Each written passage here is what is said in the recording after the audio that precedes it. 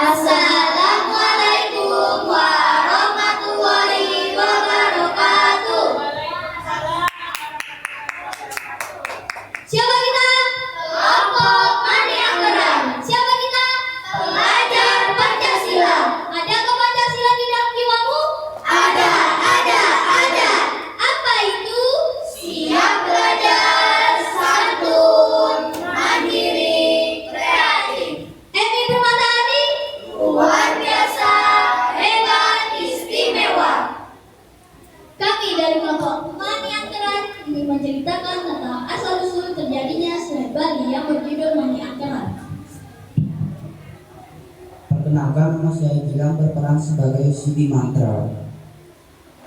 Perkenalkan, nama saya Bro berperan sebagai Mani Anggaran. Perkenalkan, nama saya Nabila berperan sebagai istri. Perkenalkan, nama saya Kalista berperan sebagai teman Mani Anggaran. Perkenalkan, nama saya Wahyu berperan sebagai Naga Basuki. Perkenalkan, nama saya Kania berperan sebagai Dewi. Perkenalkan, nama saya Siskia berperan menjadi narator. Selamat menikmati peragaan dari kami. Wassalamualaikum warahmatullahi wabarakatuh.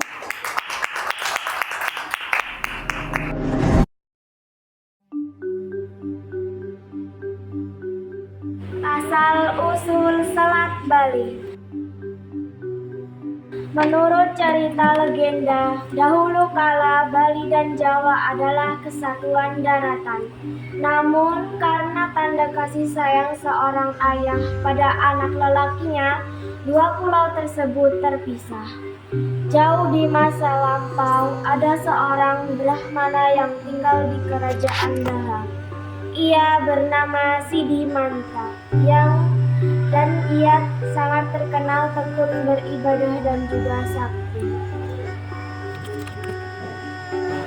Wahai Sidi Mantra, kuperhatikan kau begitu tekun dalam bersemedi.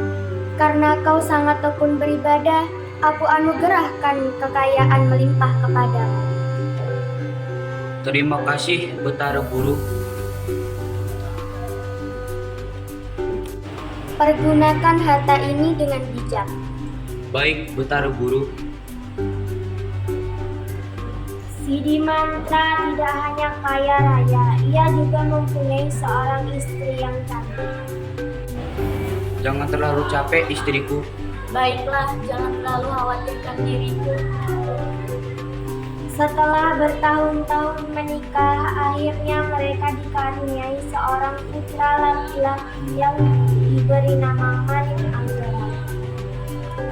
Seiring berjalannya waktu, Manik Anggaran tumbuh menjadi pria dewasa. Manik Anggaran tumbuh menjadi pria dewasa yang gagah, namun ia mempunyai sifat yang bertolak belakang dengan sang ayah, yakni berjudi sabu. Aduh. Ayamku kalah lagi. Aku kalah lagi. Aku yang menang. Wah, karena kegemarannya berjudi, inilah Manik Anggaran berhutang ke sana ke sini. Untuk membayar semua hutang itu pun mengambil harta milik orang tuanya. Wah, uang yang banyak.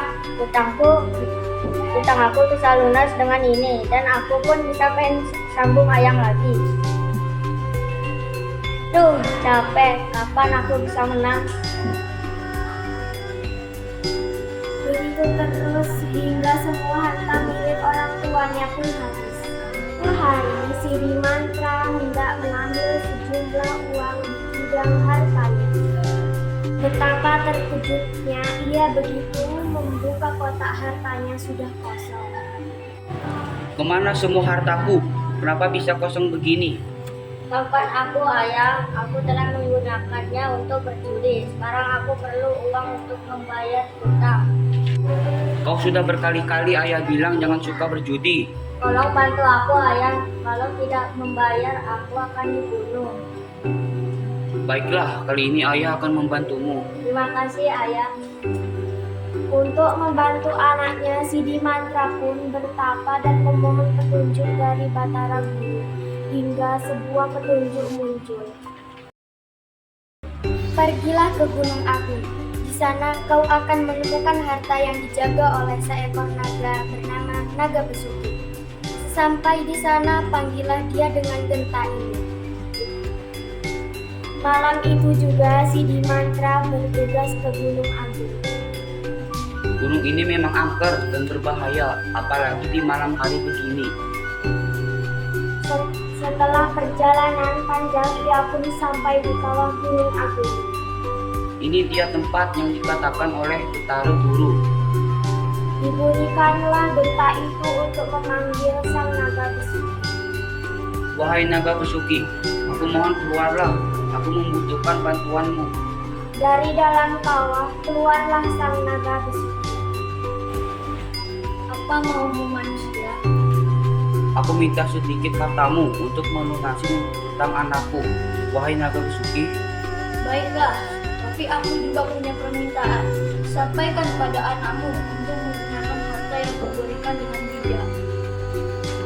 Setelah itu dari ekor naga Besuki keluarlah koin-koin emas yang banyak. terima kasih naga Besuki.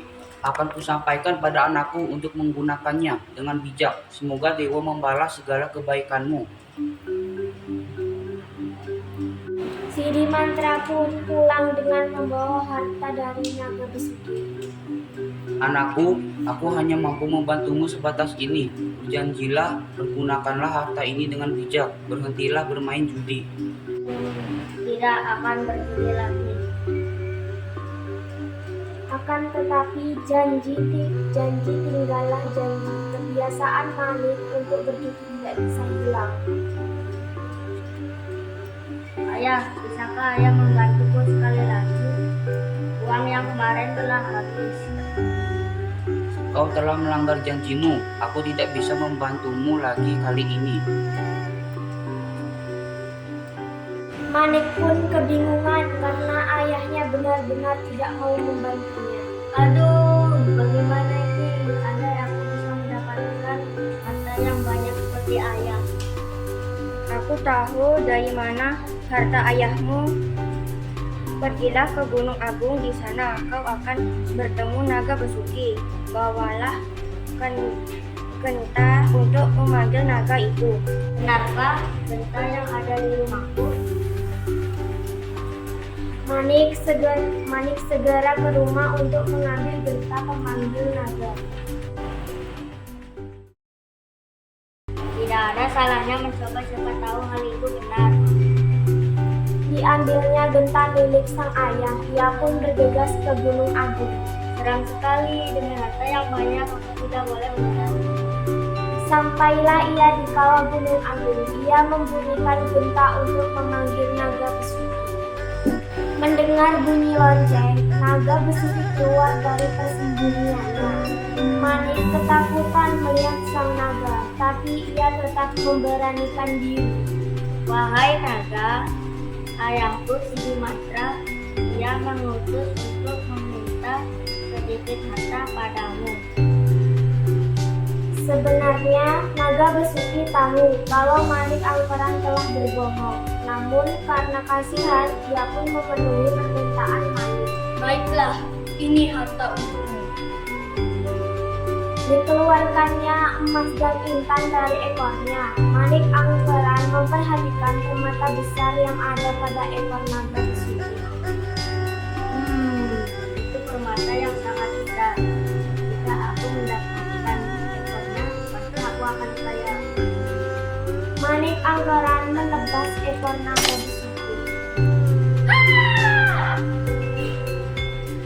Dan segera berlari menjauh dari kawah. Hahaha. Naga Besuki marah dan mengejar Manik Angkeran. Karena ekornya dipotong, ia menjadi lamban dan tak bisa mengejar Manik Angkeran. Ia hanya mampu melihat jejak Manik Angkeran. Ia kemudian mengeluarkan api dan membakar jejak yang ditinggalkan Manik Angkeran. Api itu sebenarnya mengejar Manik, hingga akhirnya Manik pun ikut terbakar. terbakar. Sementara itu, Sidi Mantra kebingungan mencari anaknya dan bertemu dengan teman judi Manik. Apakah kau tahu di mana anakku? Sepertinya dia pergi ke Gunung Agung untuk mencari harta. Sidi Mantra merasa ada yang tidak beres. Ia pun segera pergi ke Gunung Agung untuk mencari anaknya. Benar saja di tengah jalan ia melihat anaknya telah tergeletak dan tidak bergerak. Di samping tubuh anaknya ada potongan ekor sang naga. Dia pun menemui naga besuki dan memohon untuk menghidupkan anaknya kembali.